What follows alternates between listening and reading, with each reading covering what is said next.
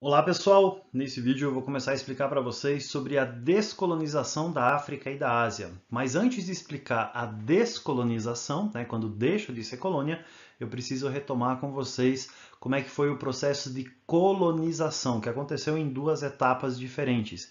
E quais são os motivos que vão levar a um processo de descolonização da África. Então o objetivo desse vídeo é fazer essa retomada do processo de colonização e neocolonialismo e explicar quais que foram os gatilhos que levaram ao processo de descolonização da África e da Ásia, beleza? Então vamos lá. Então, a colonização da África, ela acontece na verdade em duas etapas diferentes. A primeira etapa na qual esse processo de colonização acontece é durante o século XVI, num período que a gente conhece como o período das grandes navegações. Durante esse período das grandes navegações, grandes potências europeias, e nesse caso é principalmente Portugal e Espanha, vão fazer o processo de ir pelo oceano para procurar novas terras que eles pudessem colonizar. Então, durante esse período do colonialismo, potências europeias, especialmente Portugal e Espanha, vão colonizar regiões como a América, então vão colonizar a América do Norte, a América Central, a América do Sul, mas também vão colonizar outros territórios, vão colonizar territórios da África e vão colonizar territórios da Ásia. Então, durante esse período do colonialismo, Portugal vai colonizar o Brasil, mas também vai colonizar regiões como Angola e Moçambique. Deixa eu circular aqui no mapinha. Então, essa região aqui vai ser colonizada pelos portugueses. E você também vai ter outros impérios que vão ser formados por outras potências europeias, como, por exemplo, a Inglaterra. A Inglaterra, durante esse período, não vai colonizar só a América do Norte, Estados Unidos e Canadá, mas também vai colonizar algumas regiões da América do Sul e também algumas regiões da África. A França também vai colonizar algumas regiões que nós temos da África.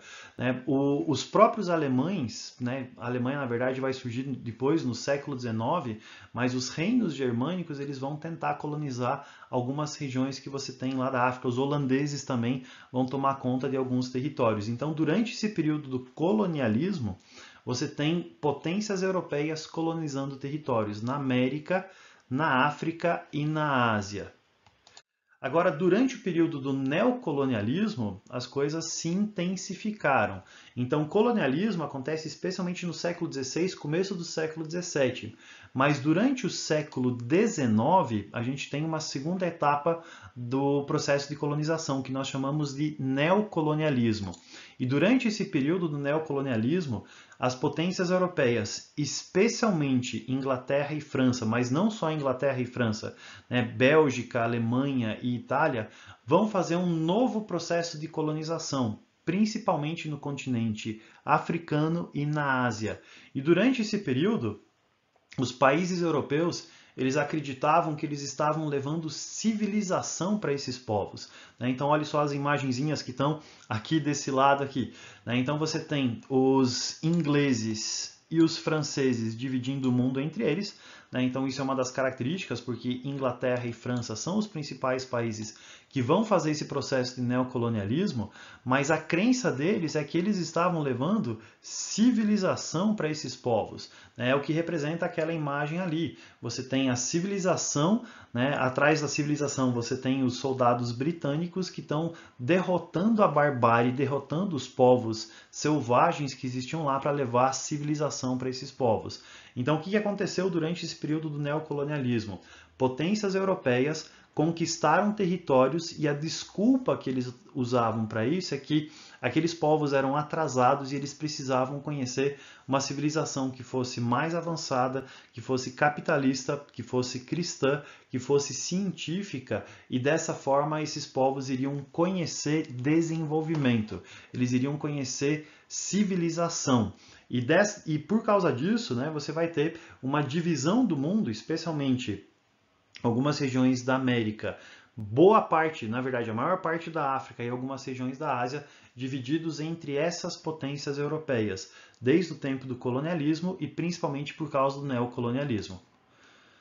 Em 1895 acontece a Conferência de Berlim, que vai fazer a partilha da África, ou seja, os países europeus vão dividir praticamente toda a África entre eles, que vai se tornar uma zona de influência de colônias europeias.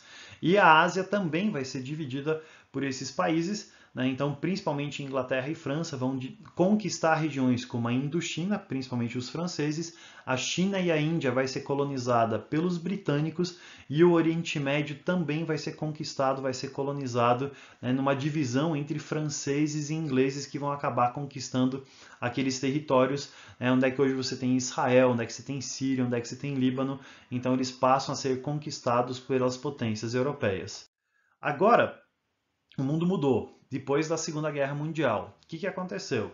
As potências europeias dominavam a África e a Ásia. Só que depois da Segunda Guerra Mundial, essas potências estavam destruídas. Essas potências, elas estavam enfraquecidas. Inglaterra e França foram países que se envolveram muito na Segunda Guerra Mundial, que custou muito caro para eles.